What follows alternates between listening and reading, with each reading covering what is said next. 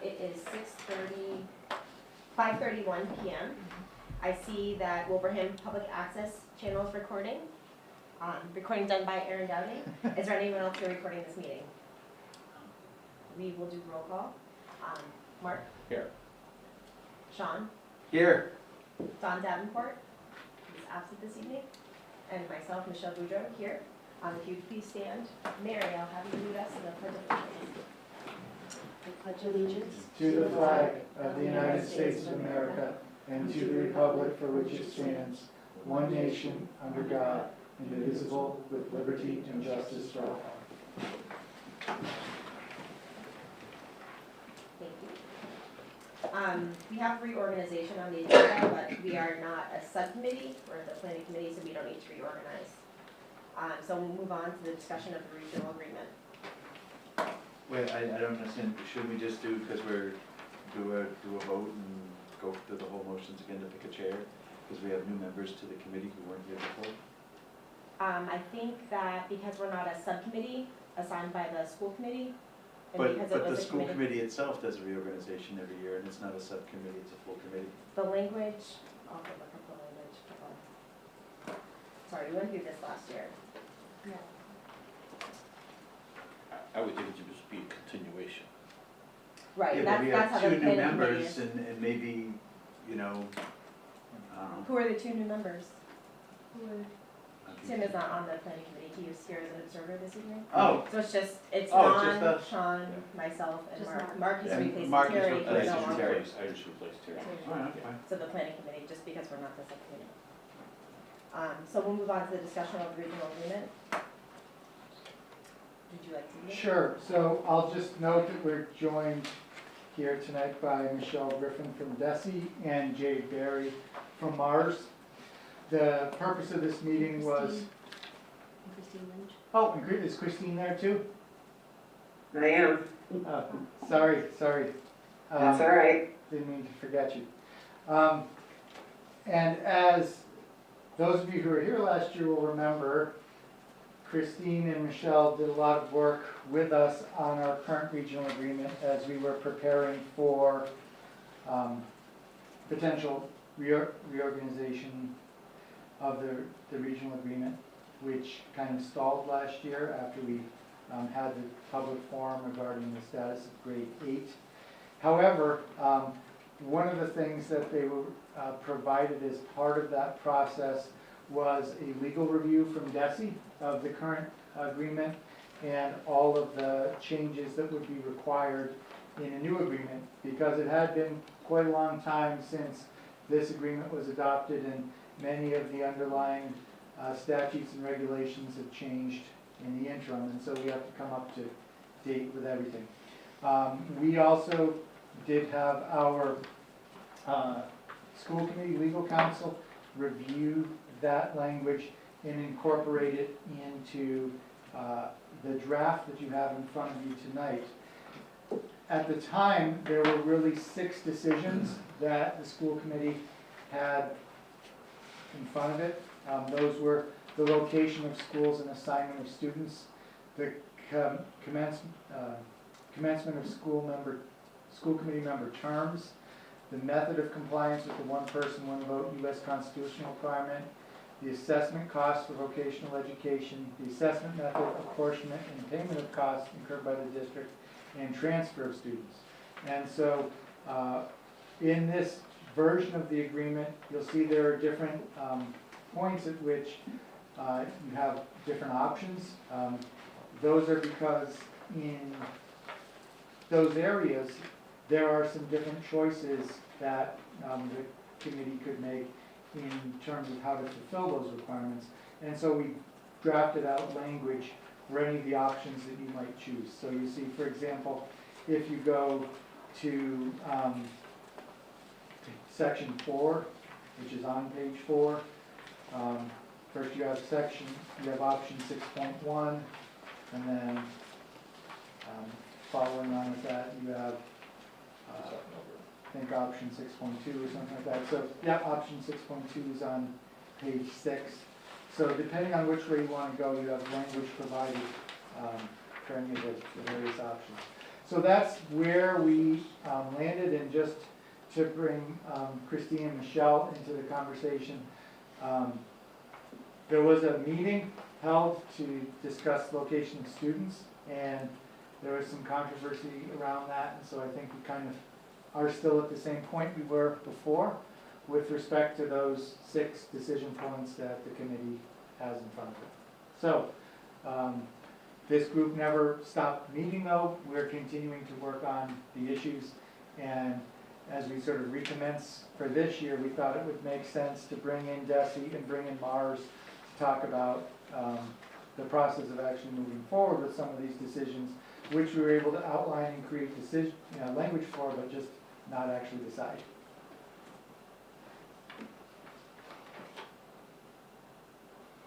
Do you have any questions? I do, it's around the regional agreement, but I'm not sure if it's appropriate to bring it up right now, but I'll bring it up right now, and if we wanna move it along, we can. Since we last met, I've heard from, the town on a couple, well, I've heard from the town, I've heard from several residents on a couple different things that we've not discussed, at least not when I've been here before. So what do you mean by that you've heard from the town? What is the town? Board, select board, Oh, okay. select board, as well as the town administrator. Okay. There minimally needs to be some clarification around what costs are borne by the schools and what costs are borne by the town. And my understanding was last year there was an issue around a tree that was removed. The town ended up removing it at their cost, but they didn't feel as though it should have been their cost, but they did. And I'm not here to relitigate that. I'm just saying that I think there needs to be minimally some clarification around that. I've also heard from some community members and from some residents that, and I raised the issue to the select board, and I think I would characterize it as there's curiosity around it, that perhaps the schools should get out of the facility business and have the towns take it over.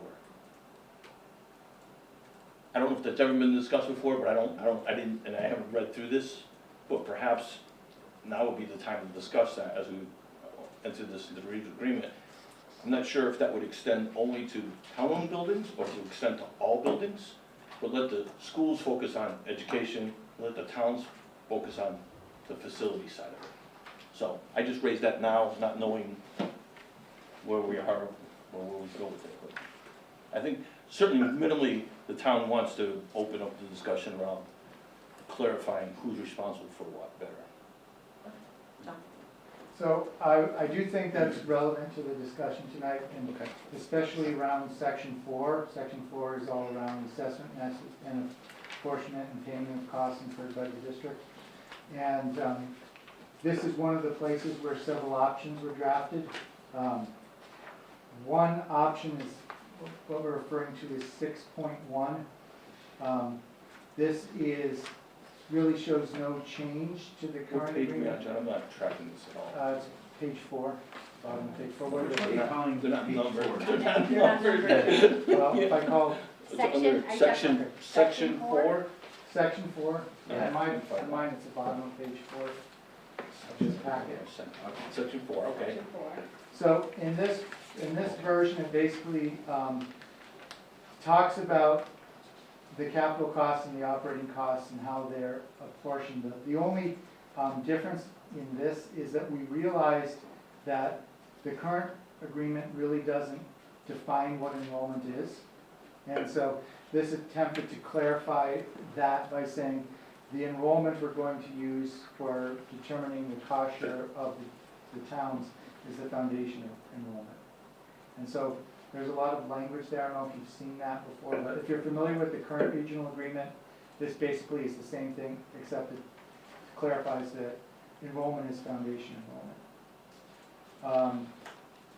Then, on So the enrollment, to be clear, enrollment is based on, at the time the repair is made and the split at that point in the building. It's October 1st. So there's what's known as the Okay, foundation yes. enrollment, which is essentially your October 1st numbers from the Okay. state. I'm not looking, Right. okay. What's like we do with the high school today? Exactly. Okay, all right, that's what I'm trying to get to, okay. So then, option 6.2 would treat the middle school as a regional building. That was something that was brought up last year because at this point, all of the students from both towns are being educated at Wilbraham Middle School. So this changes language to make that a regional building. And then option 6.3, which is the next page, is a alternative method that uses it's 3-year rolling average to determine the apportionment between the buildings, but then also indicates that in the event, it's a 3-year rolling average, but in the event that the two towns don't agree on using the alternative method, then the statutory assessment method goes back into effect.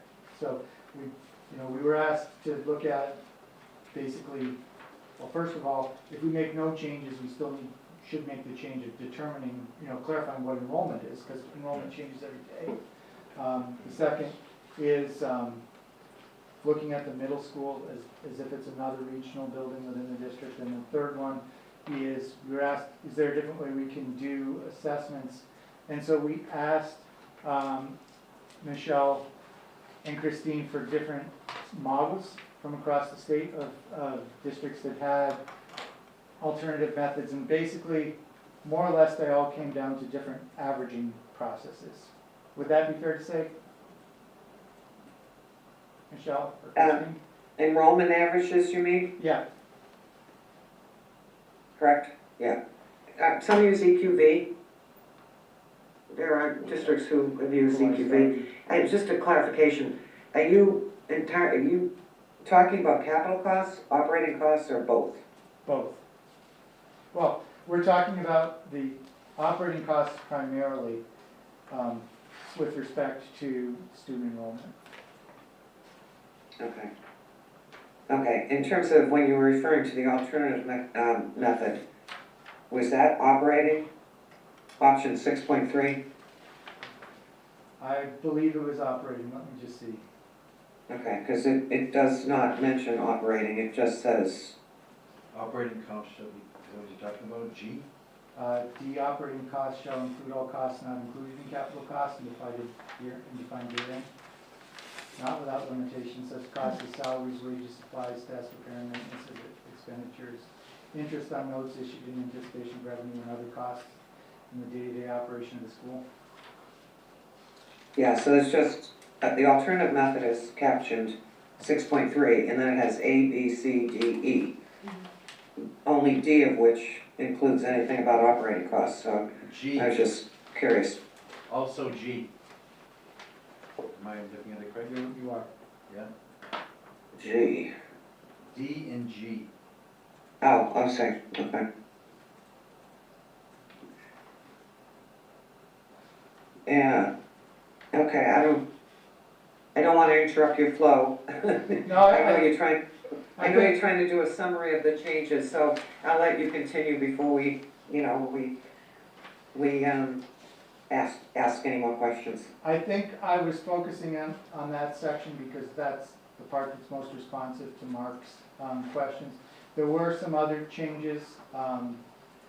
One is in section 1, just to go back to that.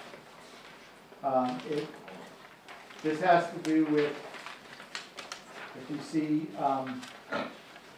Sorry.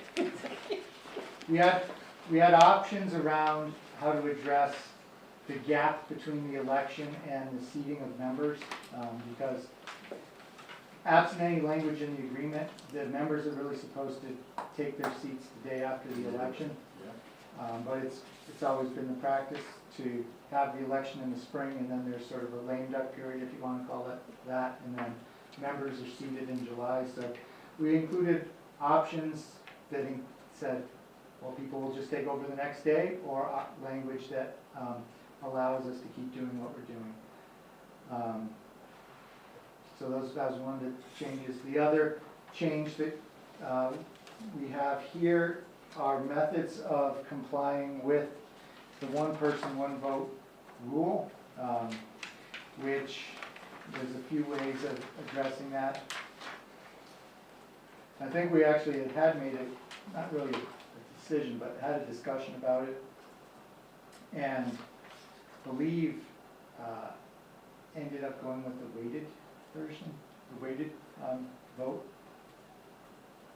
Where is this? That is also in section 1. So if you go to the bottom of that last paragraph on section 1, it says there's 3 options. One is each member shall be entitled to 1 vote at all committee meetings in order to ensure compliance with 1 person, 1 vote. The voting weight of each member will be reviewed every 5 years. The review will compare the rating ratio in each town census is certified by the town clerk at town meeting. Option 3.2 is each member shall be entitled to 1 vote at all committee meetings in order to ensure compliance with 1 person, 1 vote. The number of voting members of each town voting members and voting weight of each member shall be reviewed every 5 years. The review will compare the voting ratio of each town census is certified by the town clerk. Or option 3, each member shall be entitled to 1 vote at all committee meetings in order to ensure compliance with 1 person, 1 vote. Members will be elected in district-wide elections. So we definitely said we didn't want that. Right. I think Aaron determined the weight, Yes. and it was nominal. Which one is that? Option 3.1 then? That's the one. Just read, right, John? 3.1. I think it's actually 3.2. The number of voting members and the voting weight of each member will be reviewed every 5 years. That's the one you guys are preferring, is that what you're Mhm. recommending? So if we did it right now, so when we were a 75-25 split, they came up with 4, I'm sorry, 5 Wilbraham, 2 Hampden. I don't understand the math. Isn't that what we're Because it's basing this on? It's not based on your student enrollment, it's based on Population? population in 2 towns. Oh. Okay. So that's the other, And that's a Constitution thing, that's a Massachusetts Constitution thing? US Constitution. That's a US Constitution. The other, And right now, it's just set 5-2, regardless what the population is. Right. so this says every 5 years we need to review it.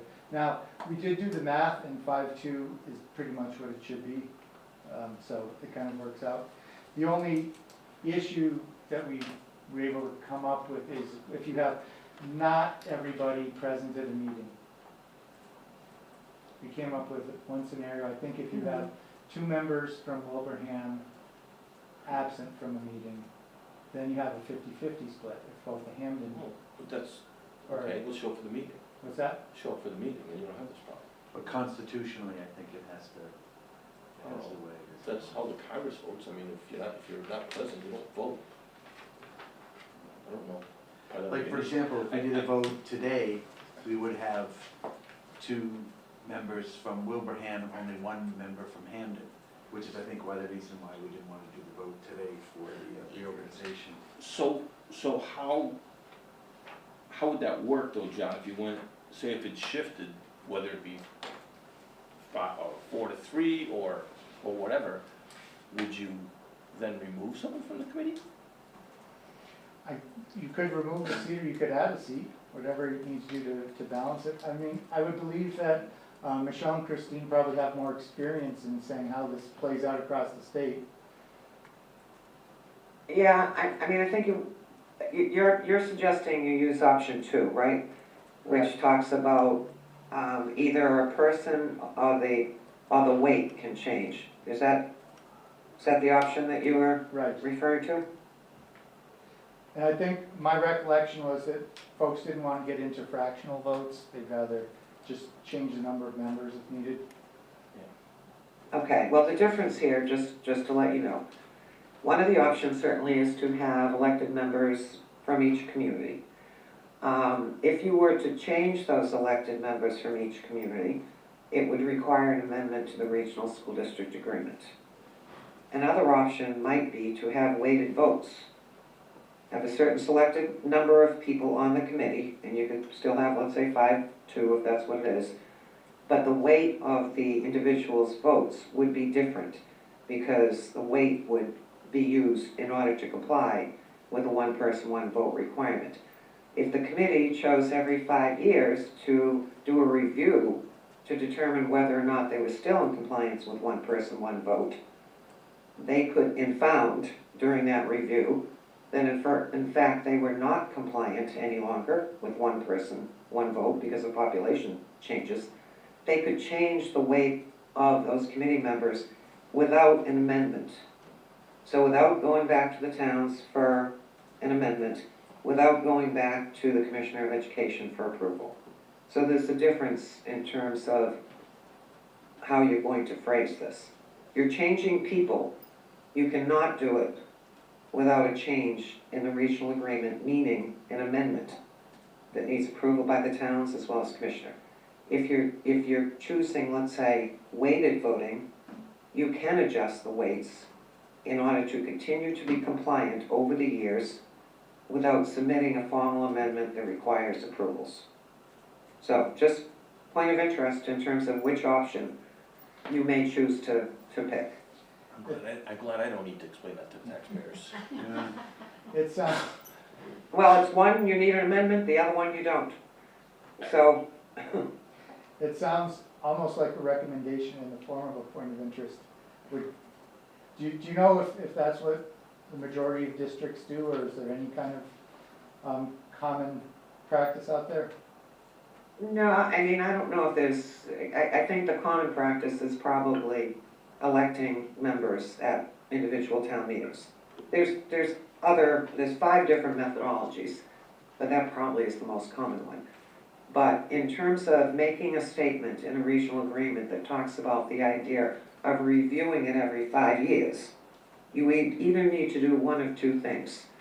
You need to follow that up with saying, in the committee, we'll file an amendment to correct the inconsistency, and then go through that amendment process.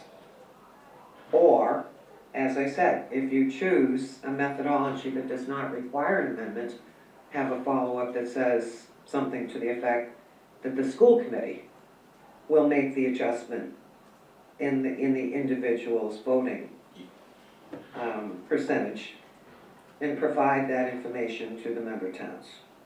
So there needs to be some sort of follow-up here as to, the committee might do a review every 5 years, then what's going to happen?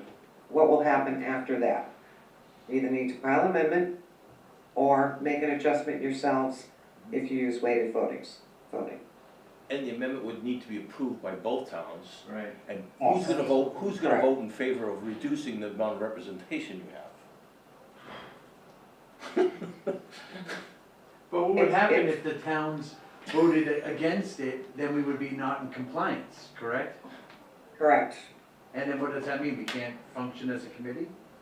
That means any vote taken by the committee is subject to challenge.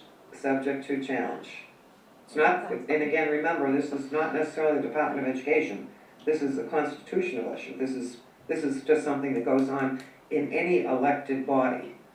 If you're not representative of the population that you serve, and you continue to take votes serving that population, it's subject to challenge, not by the Department of Ed.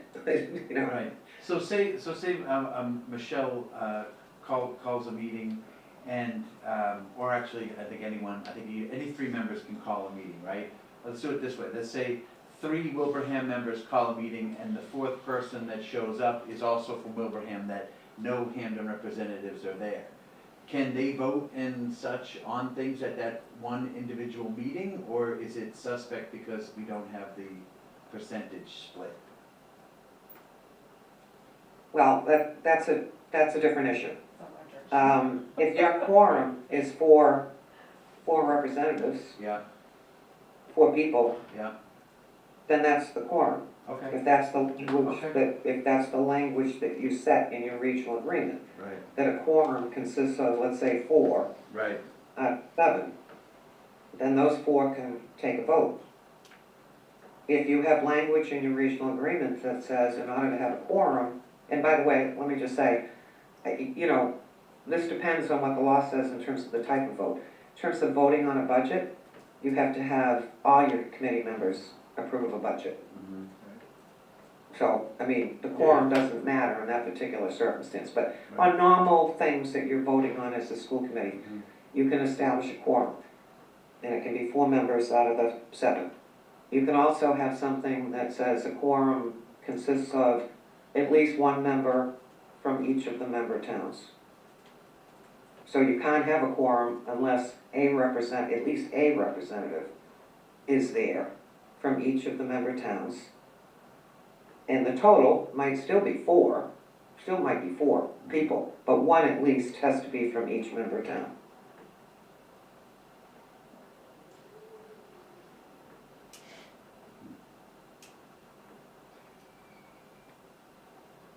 So that is one thing that needs to be decided.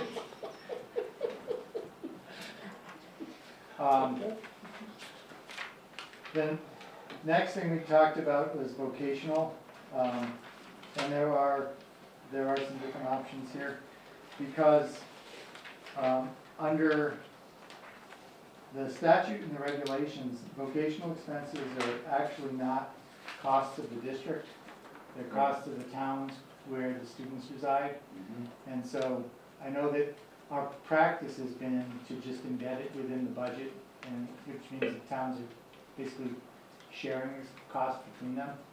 But we have one option here that says just follow the statute, and another option that says continue what we're doing. I think there's a third option. Yeah, there is. Sign it specifically to the member town, each specific member Six town. lines up from the bottom. Option 5.3, any student residing in a member town who is desirous to attend a trade or vocational school outside the district shall have all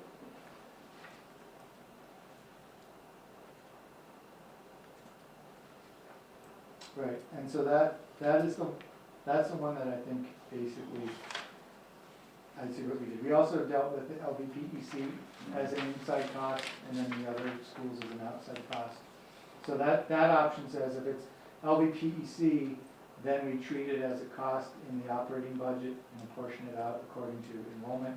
Unless a student goes to, say, the Pathfinder or Smith Voc, in which case the school doesn't cover the cost at all, and the school just invoices the town.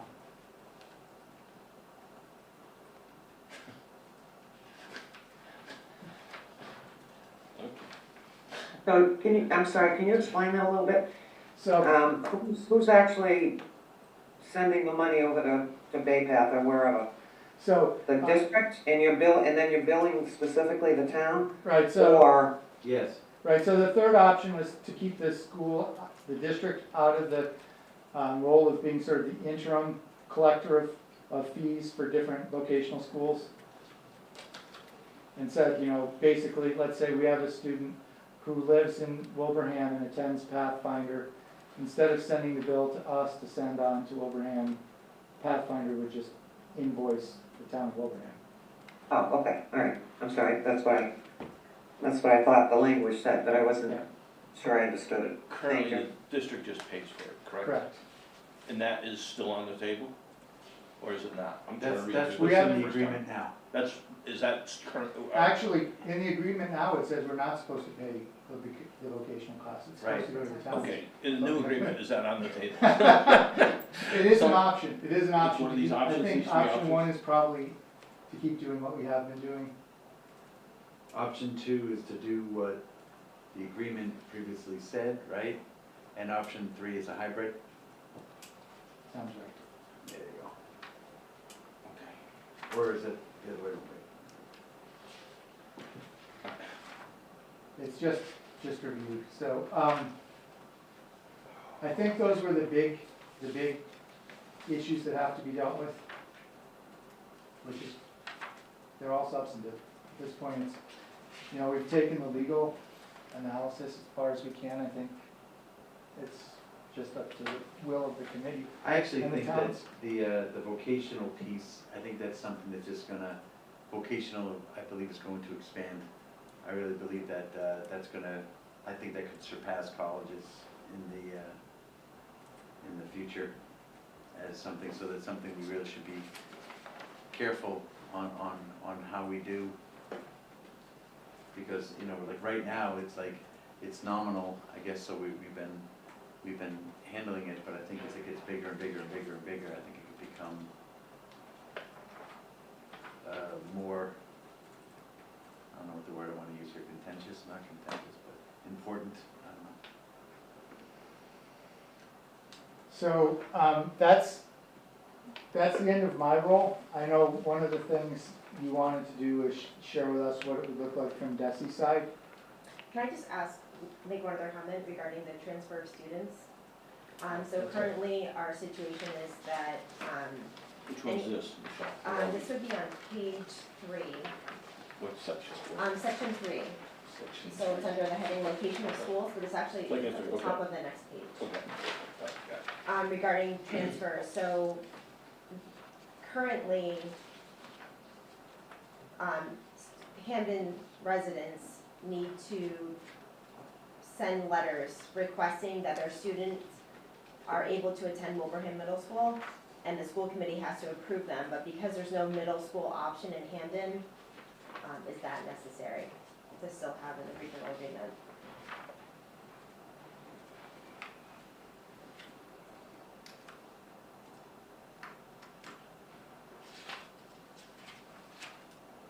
And then I'll also bring up, this isn't related to this, but what's also come up is wanting to have the agreement match the current practice of the district. Because, you know, currently there is a right to be educated in Hamden. There are no teachers there because there are no students at this point, but if someone wanted to, we would have an obligation to create a middle school potentially for one student. I'm sorry, so you were asking that question of us, I apologize. That's it. Is there a need, I guess the question was asked, is there a need to have a separate process for the Hampton students in order to go to Wilbraham? And I'd say absolutely not. You're a K through 12 regional school district, and the schools you have open, if you only have one middle school open, then that school should serve both member towns. And as I read this, I wanted to question your capital assessment methodology as well, because it appears as though it is only directed to the owner of town. And to the extent, I'm assuming, you know, that only one town owns that building. And so to the extent it needed a roof or windows or whatever else it might need, it's fine with me if one town is willing to pay for it. Certainly no law against that, but if in fact both Hamden and Wilbraham students are going to one building, as they do at the high school level, you have a whole process for determining how costs are apportioned, capital costs are apportioned at the high school building, and I didn't see anything, and I might have missed it. We got this agreement this morning, so I admit I haven't studied it as much as I should, but as far as I saw, there was nothing in terms of the middle school. So if you're changing the language in the section dealing with where students go to school, be aware that it may have repercussions elsewhere. Did she just So- open a Pandora's box? No, So it's an issue we brought up, and we Right. mentioned it in this, making over If- regional. Yeah. if you look That's at, a new thing as of this year, so Right, yeah. right. if you look at chapter, the section or option 6.2, that one treats WMS as a regional building. So the reason that the language in some of the other sections doesn't is because it's just reflecting the current agreement, which was written at a time when there was a middle school in Hamden and a middle school in Wilbraham. Right. That's 6.2. Yeah, no, I understand. So it's just when you're choosing these sections, and I thank you, I did see that. But when you're choosing which of these options, and I don't know if you have chosen a specific option yet, but, yeah, it would be important to address that issue. Are you saying that if we only have one middle school, and that's in Wilbraham, and then someone from Hamden comes along and says, I want to be educated in a middle school in Hamden, as the agreement says that I am entitled to, because we don't regionalize until the high school, are you saying that they have to go de facto to Wilbraham Middle School? We do not have to create a middle school for them in Hamden? Again, you're asking, I don't know if you're asking us, but. I'm asking you, yeah. You are not only regionalized at the high school level, you're regionalized pre-K to 12. So if there are kids who show up at any grade level, you're obligated to educate them. Right, But So, in other words, if you don't have a middle school in one of the towns, then those students absolutely have the right to attend the middle school that is operating by the regional school district. right. And you are not, obligated, or you're talking about amending the language, and I think it's wise to remove it. You know, you would not obviously be obligated to establish a middle school for one student. well, currently we might be, Because of the. No. language. because of the current Correct. language. I think you're talking. Oh, yeah, okay, Correct. all right. Yes. Yeah. All right. Yes. So there's been But a I lot of think she's interest saying that currently we in don't have at to. least That's what she's cleaning saying. up that piece of it. Absolutely. Mhm. I know. Yeah. It's like we're not gray. Yeah, I think what she's saying is if we don't change the agreement, right, then we don't have, if they wanna get educated in their town, no, we can educate them in middle school, but we're not obligated to open a middle school in their town. I think that's what she's saying, but that's okay, but that's right, we're It's changing in our the best agreement. interest to change the Yeah, agreement. we're changing the language to make that clear. Yeah. So this one is directed at our DESI colleagues. I think part of what you wanted to walk us through tonight is like what the process would look like on your end. Sure, yeah. One thing before, and Michelle, I think you can go through that, but,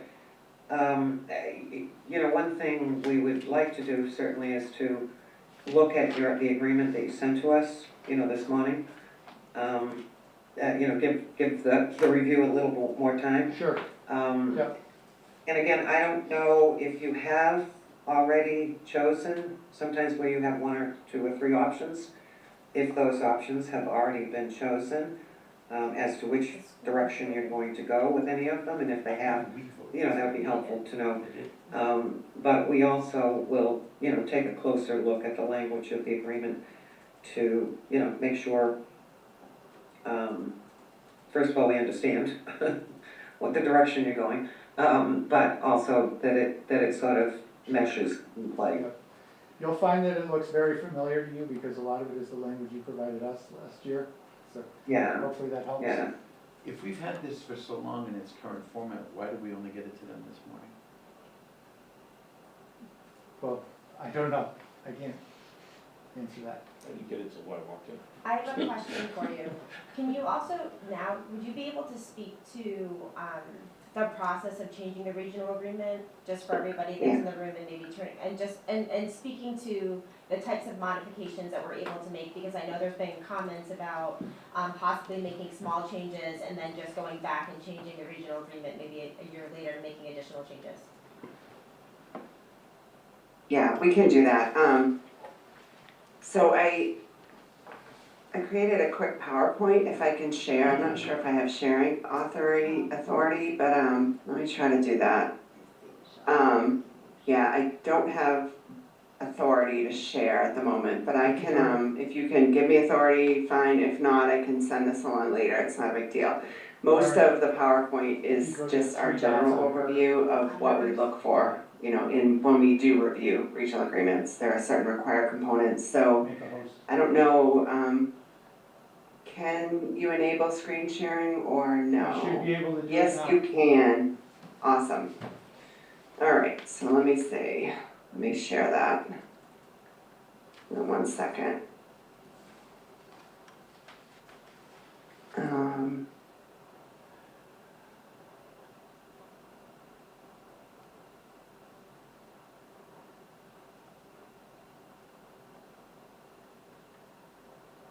It's just a matter of finding the right window among the 25 windows I have open here. All right. So let me do this in the right view.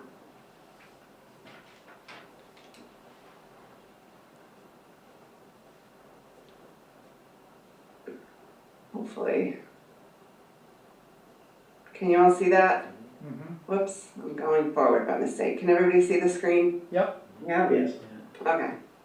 All right, so I'm gonna go very quickly through the first few slides, just because some of you may have attended a training we did, and that just say 2024, sorry about that typo right on the first page.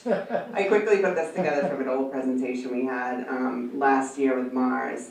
So these are the required components of the regional agreement under MGL, Chapter 71, Section 14B. So member municipalities, the cities and towns, the type of schools, academic or vocational, the grade levels you serve, the number, composition, method of selection in terms of office of your school committee. We've gone through that just recently.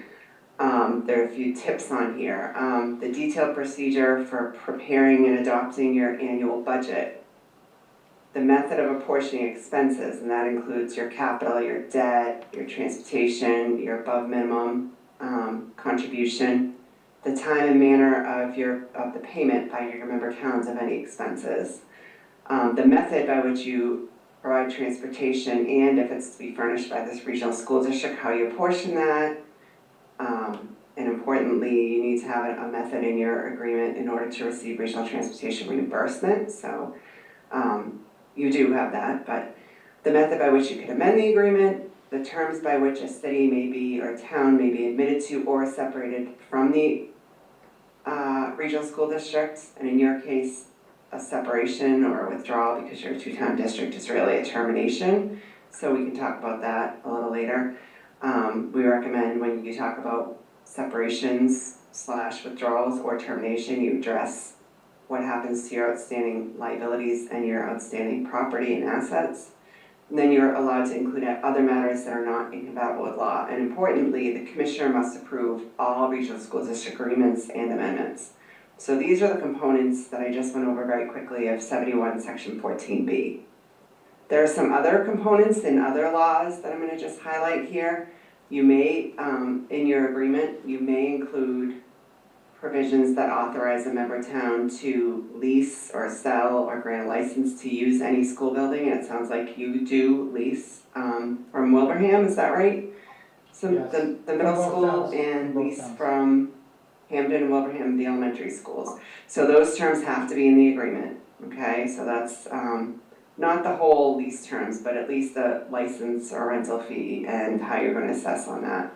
So that's why I think Chris was mentioning, with respect to the Wilbraham Middle School, you might want to consider that Hampden students are now all attending there, so you might want to address that. And I think you did in one of the options is what you reviewed. And I apologize, I had to step away for a minute. And I'm in the office and there's nobody else here and the lights keep going out, so I keep jumping up to wave my arms around. Anyway, you also have to include a method by which the school committee can vote to incur debt, and you're probably aware there are two different methods. We suggest putting a default method in the agreement by which the district's school committee can vote to incur debt. And then you have to include a statutory assessment method in all agreements. Every agreement has to include a statutory assessment method, which is basically to make sure that your district is compliant with the Ed Reform Act. Statutory assessment includes how the district basically apportions the pieces above the minimum local contribution. Each town is required by the state, by MGL Chapter 70, Section 6, to contribute a minimum amount to the school district, and then the agreement has to distribute or apportion the share above the minimum. Basically anything that's above the total required contribution, the assessment provisions of the agreement need to address those. So that includes your transportation, your capital project, debt service, other costs. Anything not included in your net school spending is allocated pursuant to the assessment provisions of the agreement. If you would like to have an alternative assessment method, and I think one of your options was, I forget how you phrased it, but one of your alternatives in the agreement was to have an alternative assessment method. That must be in the agreement. If you do not have an alternative assessment method, then it may not be used. Importantly, if you do have an alternative assessment method, then it is up to the school committee from year to year to determine whether it will use its alternative assessment method to calculate assessments. Once the school committee determines that and sends that out to the member towns, both member towns have to approve the use of the method. But in your case, they would have to anyway because they both have to approve the budget. These are some reasons why an agreement might need to be changed or updated, and these are kind of more of the, some are optional, some are more, required. So we encourage everybody to take a look and make sure everything is consistent with law, regulations, and your current practices. We will review the law and regulations piece, as will our legal counsel eventually. I'll get into that in a second. But you only you know the new practices. So for example, with respect to your middle school students, your new practices, everybody goes to Wilbraham, so your agreement should really reflect that. If you were to add a member town or grade level, that doesn't apply here. If somebody was going to withdraw, or if somebody, if the agreement was going to actually be a dissolution, you'd want to address that. Dissolution would be addressed a little differently, but that's something you want to consider. Budget or assessment process updates, you want to take a look and make sure what you're doing in the agreement matches what you're doing in your buildings and in your committee meetings. Any change that you would like to make, such as that to foundation enrollment, your composition, we talked about this, composition of your school committee to make sure that you're complying with the one person, one vote. Your amendment, withdrawal, and termination procedures, the votes required. It's important that your agreement note that the commissioner has to approve all of those, whether you amend the agreement, whether somebody withdraws, whether this termination, the commissioner has to approve that, as well as the member towns. Your payment terms, the times or the months in which your member towns have to pay the district their assessments. Can I ask you if I can jump in here? Do we have to make any changes that we want contingent on the commissioner approving it? Is that a law somewhere? You mean changes to your regional agreement? Go back one step, right, one slide. Yeah. The second one from the bottom, amendment, withdrawal, or termination procedure votes, commissioner approval and timeline requirements. Why is commissioner approval, why do we need commissioner's approval? Is that a law? If you amend the agreement, Yeah. yes. Is it a law? If your district, if somebody withdraws from the agreement, yes, because there would have to be plans for the students in your district to be served by each member town, and the commissioner would have to approve that. Can you tell me what the law is so I can look it up? Not off the top of my head, but I'm happy to get that to you. Yeah, please do. I think it's actually in regulation. I think it's in, Chris, are you able to look that up quickly while I continue? Yeah, okay. Thank All right, you, thanks. Chris. Okay. Let's see. Where was I? Local terms might have to be addressed, and in some districts, it's, attendance at schools such as yours in member towns. Can I ask? A limit, does somebody have a question? Yes, Sorry. may I ask you a quick question about transportation?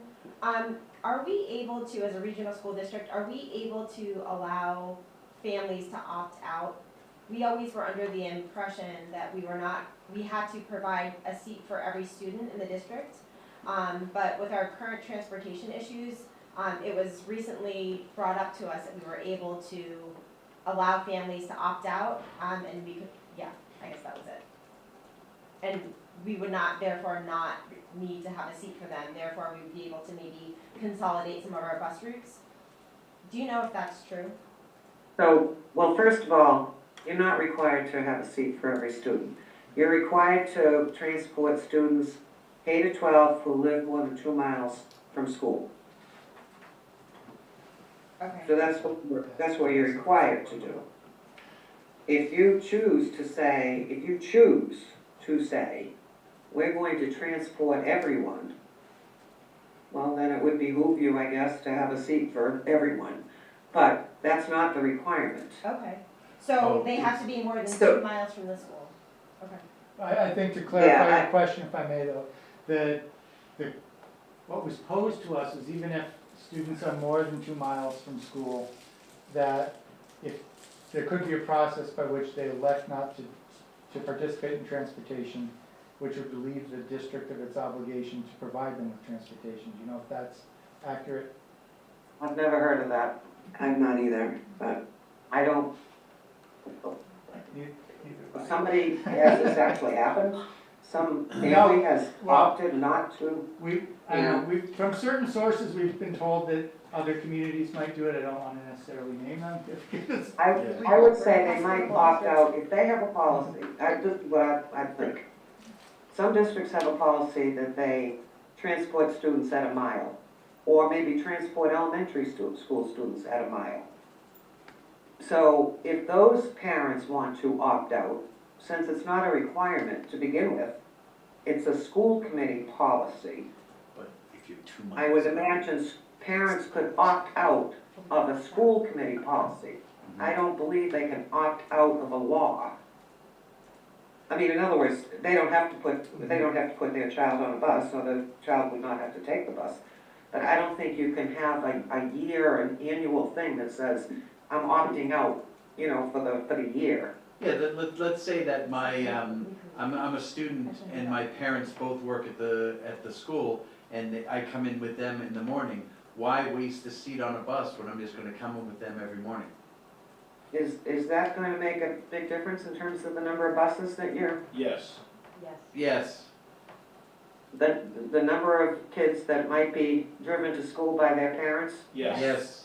because they work in the school building? Not necessarily Just because they because work in they- the building, they but choose to because they drive don't it. ever take the bus, yes. Right. Even if there was a more frequent cycle of being able to opt out.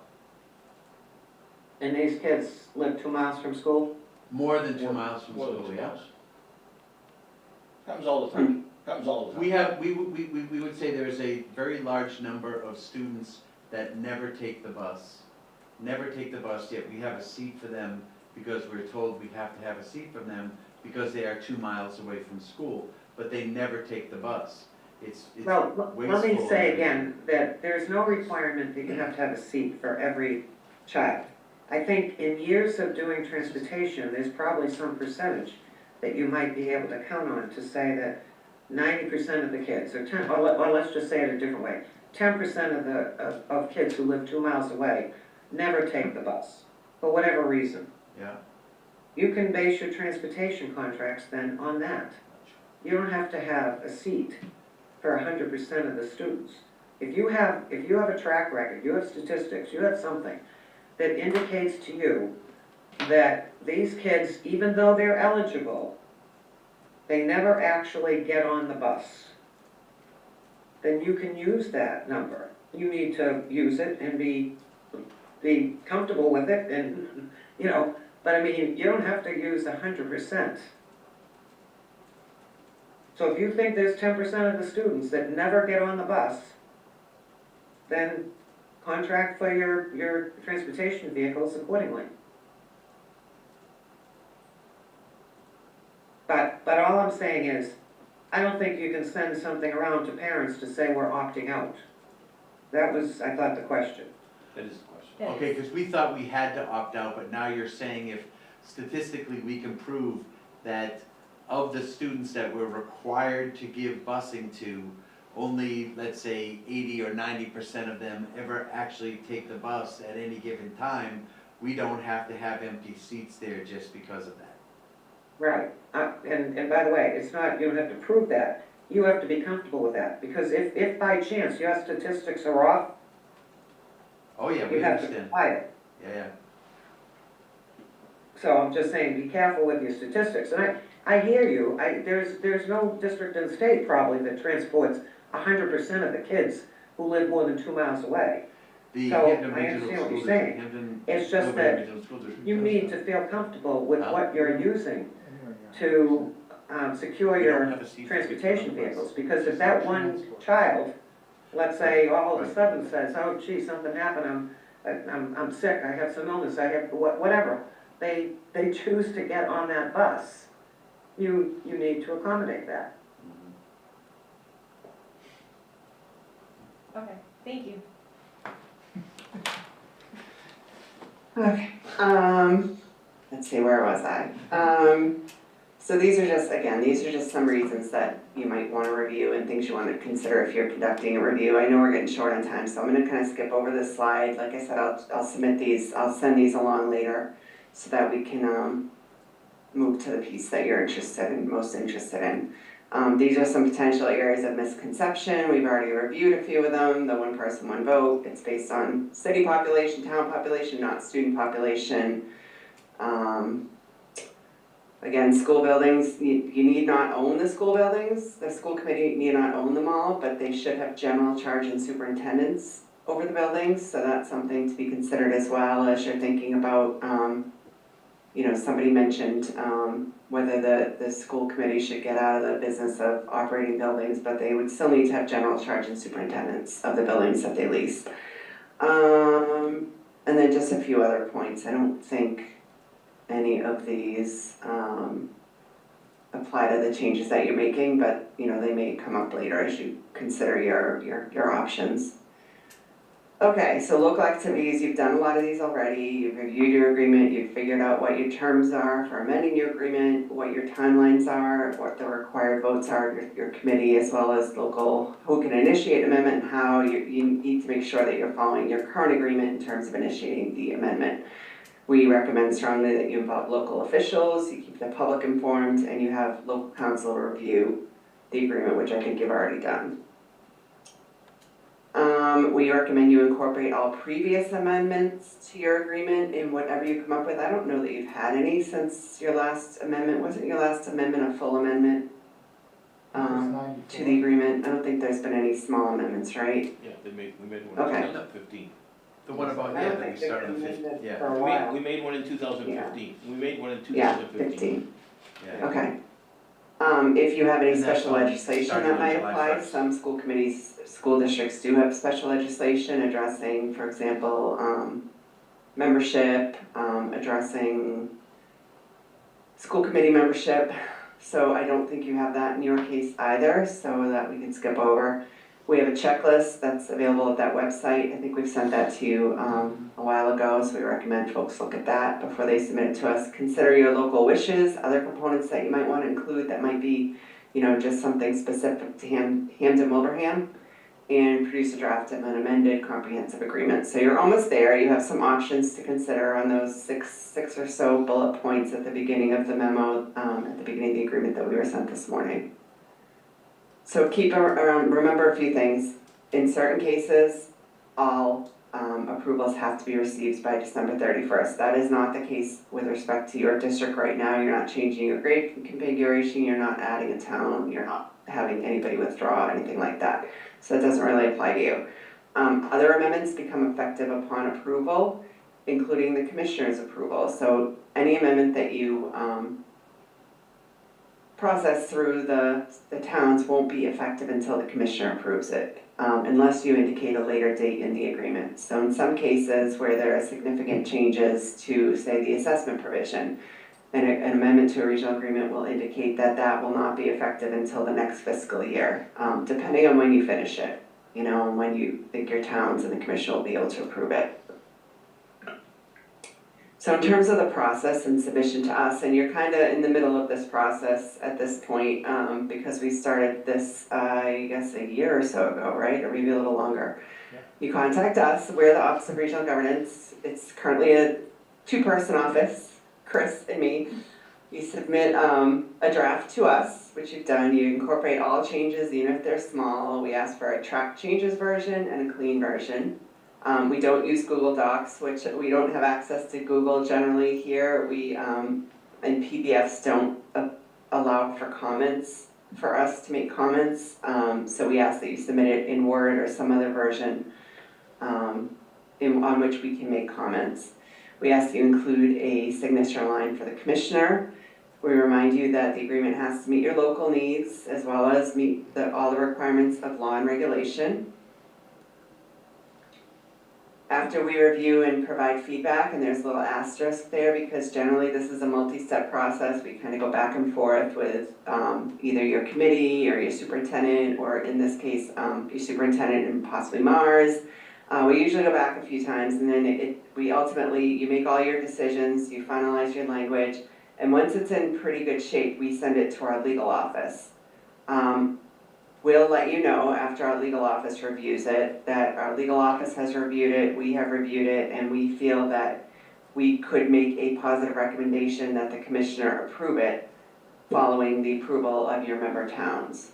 So the reason we do it that way is we don't want you to be submitting an agreement to your member towns that we could not recommend the commissioner approve. So we basically go do all this back and forth sort of on the back end in the hopes that, you know, once your member towns approve it, we can send it to the commissioner and say, look, Hamden and Wilbraham approved this, we've reviewed it, our legal office has reviewed it, we recommend that you approve it. So those are kind of the next steps, but importantly, the final approval decision is by the commissioner. So that's kind of the steps of the process. Like I said, you're kind of in the middle of that now. You're, you know, going back and forth with us, you're going back and forth with your committee, with your local officials, you're getting feedback from the select board, you know, your constituents. But, you know, we would anticipate once you make some decisions, we haven't, as Chris mentioned, I had meetings pretty much all morning and day, so I haven't even had a chance to review the agreement as much as Chris has, unfortunately. In fact, I don't know how she fit it in. But anyway, you know, we'd like to take a look at what you sent this morning a little bit more, and then as you mentioned, you'll need to finalize some sections. So, that said, I'll stop sharing. Our contact information will be on the slide deck that I send along, but wanted to make sure you don't have any additional questions, or Jay, if you have any questions, we'd be happy to try to answer them. Erin, you'll make sure we all get this, correct? Yes. Thank you. Michelle, I have one point. Yeah. Obviously, that is, you know, it's exactly the process that we follow, and we've worked with you for years.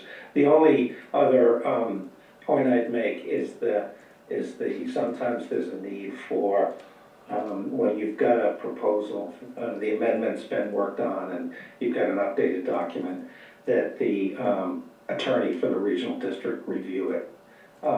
And also the attorneys for the member towns review it prior to it going to Christine and Michelle.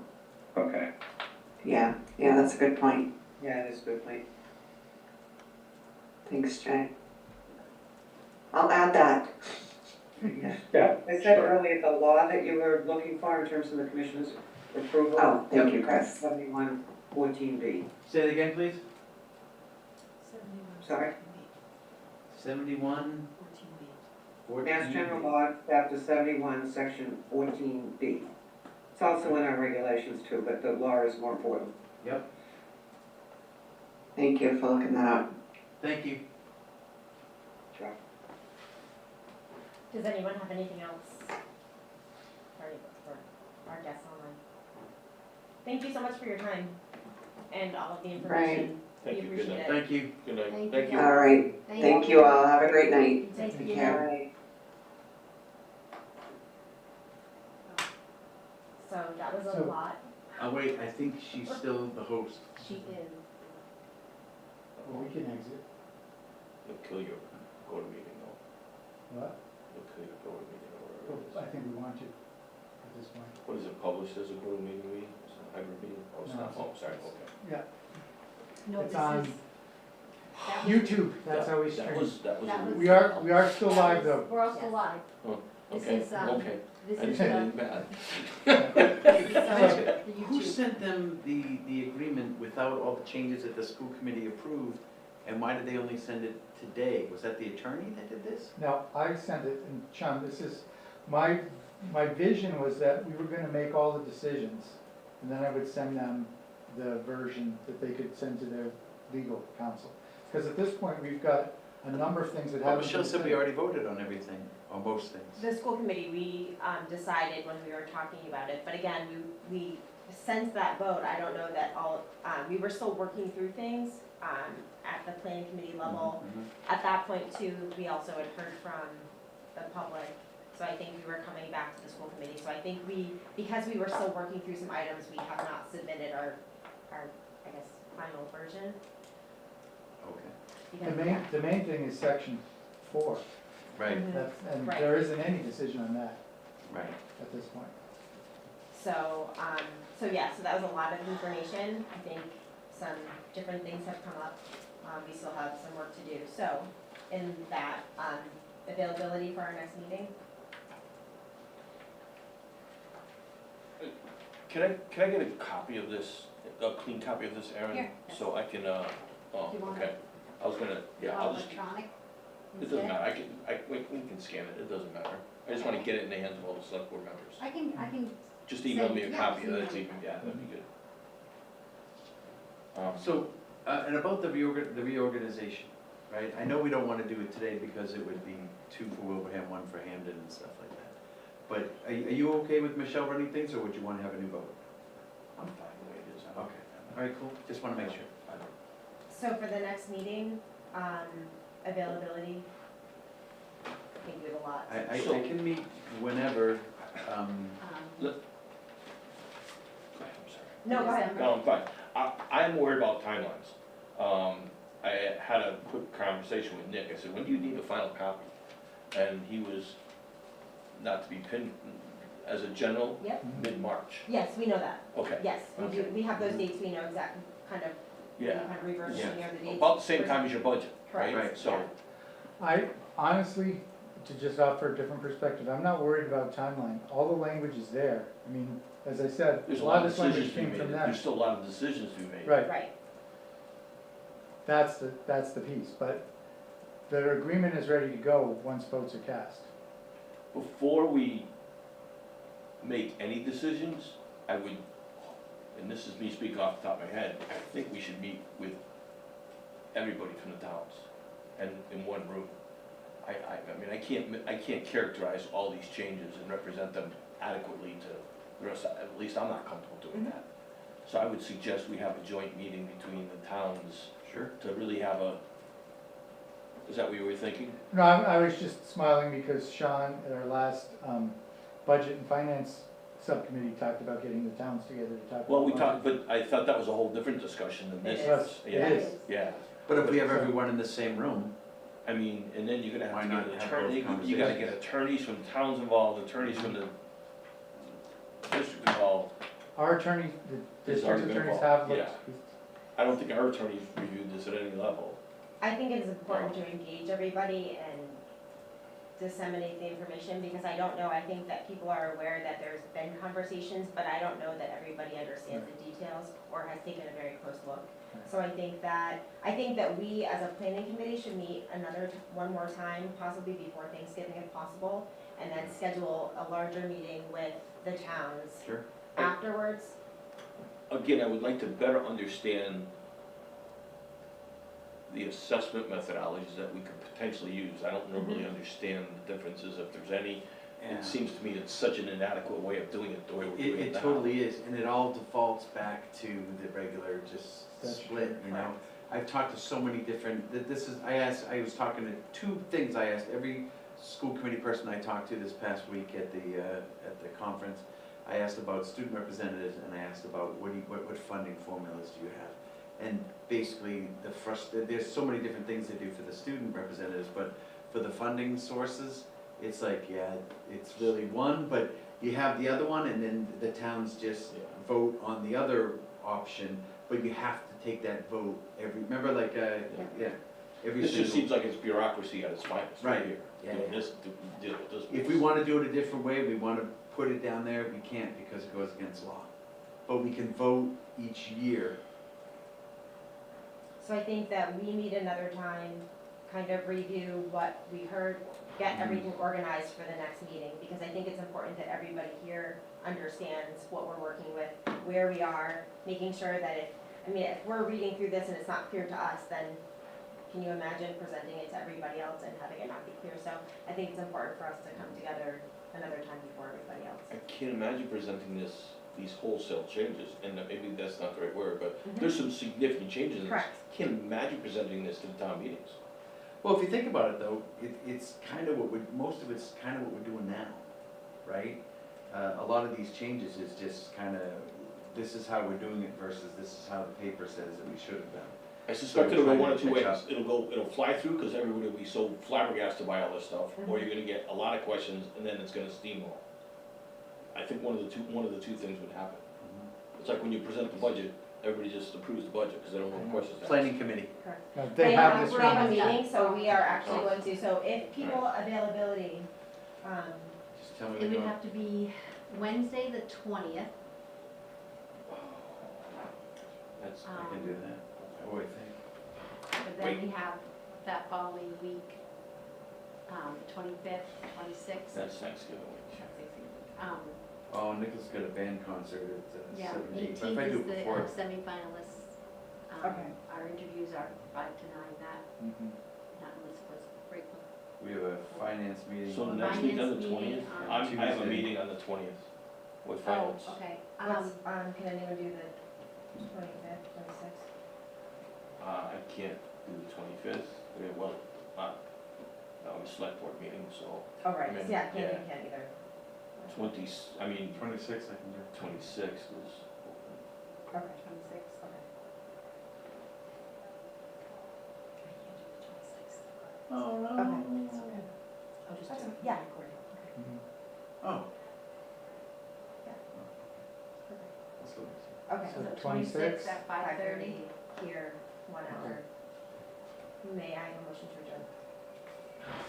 So move. Do you have a second? Second. Okay, so all in favor? Aye. Okay, no one is opposed, so we're adjourned at 6:42. On the 26th, right? At Yeah. 5:30, what time you say? 5:30, 5:30. 26 here in the district.